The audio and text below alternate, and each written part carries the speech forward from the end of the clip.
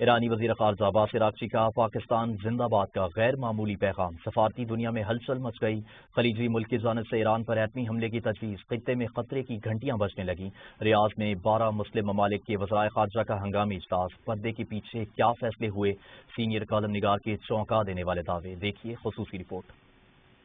ریاض میں 12 مسلم ممالک کے اجلاس کے مشترکہ اعلامیہ میں کچھ ممالک صرف ایران کی مذمت کے خواہاں تھے۔ بحث مباحثے کے بعد نئے ڈرافٹ میں پاکستان کے اصرار پر اسرائیل کی مذمت شامل ہوئی۔ سعودیہ نے اسرائیل نواز خلیجی ممالک کو مشکل سے راضی کیا۔ ریاض میں ترک وزیر خارجہ نے دو طرفہ ملاقات میں اسحاق ڈار کو بتایا اسرائیل ترکیہ کو جنگ میں گھسیٹنے کے لیے فالس فلیگ کر رہا ہے۔ 12 ممالک کے وزرائے خارجہ کے باقاعدہ اجلاس سے قبل ترکیہ اور پاکستان کے وزرائے خارجہ کی ایک دو طرفہ ملاقات جاری تھی۔ ترک وزیر خارجہ حاکان فیدن نے اسحاق ڈار کو بتایا کہ اسرائیل کی طرف سے ترکیہ کو جنگ میں گھسیٹنے کے لیے فالس فلیگ آپریشن کیے جا رہے ہیں۔ ملاقات کے دوران ترک وزیر خارجہ کے موبائل فون کی گھنٹی بجی تو انہوں نے اسحاق ڈار سے اجازت لے کر یہ فون سننا شروع کر دیا اور پھر فون کا سپیکر کھول دیا۔ دوسری طرف عباس عراقچی تھے۔ تینوں میں گفتگو شروع ہو گئی۔ کالم نگار کے مطابق عباس عراقچی کے بیان میں پاکستان زندہ باد کے الفاظ کا لمبا پس منظر ہے۔ عراقچی ایسے بہت سے واقعات کے عینی شاہد ہیں جن میں پاکستان نے جنگ شروع ہونے سے پہلے بھی جنگ رکوانے کی کوشش کی اور جنگ شروع ہونے کے بعد بھی جنگ بندی کے لیے بھرپور کوشش کی۔ جب ایران نے اپنے سپریم لیڈر کی شہادت کے بعد خلیجی ممالک میں امریکی فوجی اڈوں پر حملے شروع کر دیے تو اسحاق ڈار نے ان حملوں کی بھی مذمت کر دی۔ کچھ دنوں بعد 18 مارچ کو ریاض میں سعودی عرب، قطر، بحرین، UAE، کویت، مصر، اردن، شام، آذربائیجان، لبنان، ترکی اور پاکستان کے وزرائے خارجہ اکٹھے ہوئے تاکہ مشرق وسطیٰ میں جنگ بندی کا کوئی راستہ نکالا جا سکے۔ اس اجلاس میں کچھ وزرائے خارجہ جنگ بندی کی بجائے ایران کے خلاف ایک مشترکہ مذمتی بیان جاری کرنے میں زیادہ دلچسپی لے رہے تھے۔ اسحاق ڈار نے اجلاس کے شرکاء سے گزارش کی کہ صرف ایران کی نہیں اسرائیل کی مذمت بھی ضروری ہے کیونکہ حملہ ایران نے نہیں بلکہ اسرائیل نے کیا۔ کچھ دیر میں ایک تفصیلی بیان کا ڈرافٹ سامنے آیا تو اس میں صرف ایران کی مذمت کی گئی تھی، اسرائیل کی مذمت میں ایک لفظ نہیں تھا۔ اسحاق ڈار نے اس بیان کی تائید سے انکار کر دیا۔ ترک وزیر خارجہ اور لبنان کے وزیر خارجہ یوسف راجی نے بھی ان کی تائید کی۔ اس موقع پر ایک خلیجی ملک کے وزیر خارجہ نے کہا کہ ایران جو ہمارے ساتھ کر رہا ہے اس کے بعد تو ہم چاہتے ہیں اس کے خلاف ایٹم بم استعمال کیا جائے۔ یہ وہ موقع تھا جب پاکستان اور ترکیہ کے وزرائے خارجہ نے اس وزیر خارجہ سے کہا کہ جنگ کسی مسئلے کا حل نہیں، اسرائیل نے ایران سے فارغ ہو کر باری باری تمام خلیجی ممالک کا رخ کرنا ہے کیونکہ نیتن یاہو گریٹر اسرائیل بنانا چاہتا ہے۔ بہت بحث مباحثے کے بعد مشترکہ بیان کے نئے ڈرافٹ میں اسرائیل کی مذمت شامل کر دی گئی۔ اس سلسلے میں سعودی عرب نے اسرائیل کی حمایت کرنے والے ایک خلیجی ملک کو بڑی مشکل سے راضی کیا۔ اس اجلاس کے چند دن بعد اسلام آباد میں 4 ممالک کے وزرائے خارجہ دوبارہ اکٹھے ہوئے اور جنگ بندی کے لیے مزید تجاویز پر غور ہوا۔ اس اجلاس کے بعد چین نے پاکستان سے رابطہ کیا، پھر اسحاق ڈار نے چینی وزیر خارجہ وانگ پائی کے ساتھ مل کر جنگ بندی کے لیے 5 نقطہ فارمولہ پیش کیا۔ اس فارمولے میں آبنائے ہرمز کی ناکہ بندی ختم کرنے کے علاوہ اقوام متحدہ کے چارٹر پر عمل درآمد کا مطالبہ بھی شامل تھا جس پر ٹرمپ انتظامیہ راضی نہیں آتی۔